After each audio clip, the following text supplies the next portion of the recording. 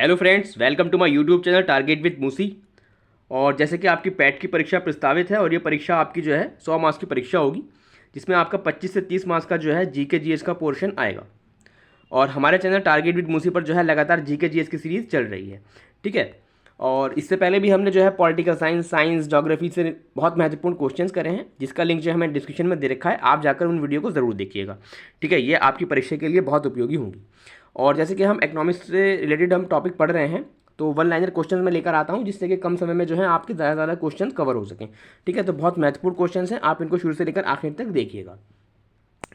Bank RBI द्वारा निर्धारित राशि को जब प्रतिभूति के रूप में अपने पास रखता है तो वो क्या कहलाता है? तो वो कहलाता है एसएलआर, यानी कि स्टैट्यूटरी लिक्विडिटी रेशियो।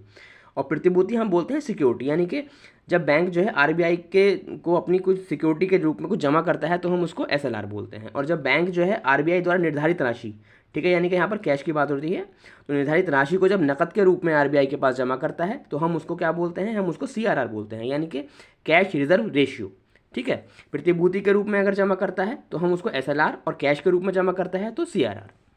भारत में सहकारी बैंकों की शुरुआत, तो भारत में सहकारी बैंकों की जो शुरुआत है वो 1904 में हुई थी। मौद्रिक नीति की घोषणा भारतीय रिजर्व बैंक द्वारा की जाती है, तो यह प्रति 6 माह के लिए करी जाती है। भारतीय औद्योगिक विकास बैंक यानी कि आईडीबीआई की स्थापना की गई थी, तो 1 फरवरी 1964 को इसकी स्थापना करी गई थी।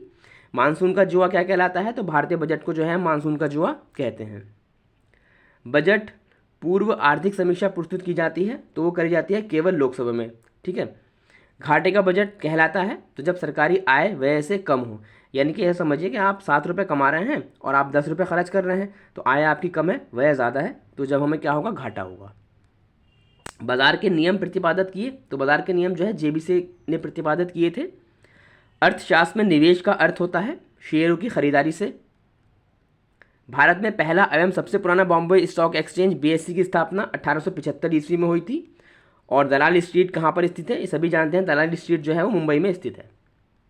और देखिए, ये हमारी 5 मिनट की कक्षा के नाम से चलती है सुपरफास्ट सीरीज। हम 5 मिनट में बहुत महत्वपूर्ण क्वेश्चन लेकर आते हैं, और ये वो क्वेश्चन होते हैं ये यूपी ट्रिपल एससी के द्वारा जो है भिन्न भिन्न परीक्षाओं में अपने पूछे जाते रहते हैं, ठीक है, इन क्वेश्चनों को। और इनका रिपीटेशन चलता रहता है, बहुत संभावित क्वेश्चन हैं ये, ठीक है। तो आप इनको जरूर करा करें और 5 मिनट अपने ज़रूर निकाला करें।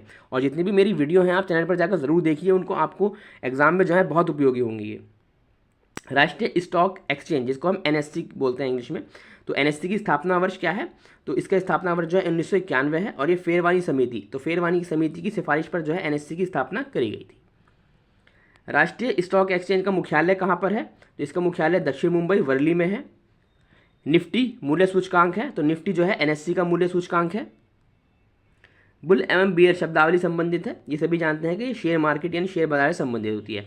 और बुल जो होता है जब मार्केट हमारा ऊपर चढ़ता है, और तो हम उसको क्या बोलते हैं? हम उसको बुल बोलते हैं। और जब बियर किसको बोलते हैं? बियर बोलते हैं जब मार्केट हमारा नीचे की तरफ आता है, ठीक है। बाजार में मान्यता प्राप्त स्टॉक एक्सचेंजों की संख्या कितनी है? तो वो संख्या है आपका 23। नैस्डैक है, तो नैस्डैक जो है अमेरिका का शेयर बाजार है, ठीक है। तो देखिए, ये 5 मिनट की हमारी सुपरफास्ट सीरीज होती है, और 5 मिनट में हम बहुत महत्वपूर्ण क्वेश्चंस करते हैं, और कुछ ट्रिक के माध्यम से भी हमने, कुछ कॉन्सेप्ट के माध्यम से जो है हमने समझा है चीज़ों को, ठीक है। तो आप उसको जो लिंक जो हमें डिस्क्रिप्शन में दे रखा है, आप प्रीवियस वीडियो को जाकर ज़रूर देखिएगा, ठीक है। और वीडियो अच्छी लगी हो आपको तो लाइक करिएगा, शेयर करिएगा, और अगर आप चैनल पर नए हैं तो उसको बिल्कुल सब्सक्राइब करिएगा। Thank you very much.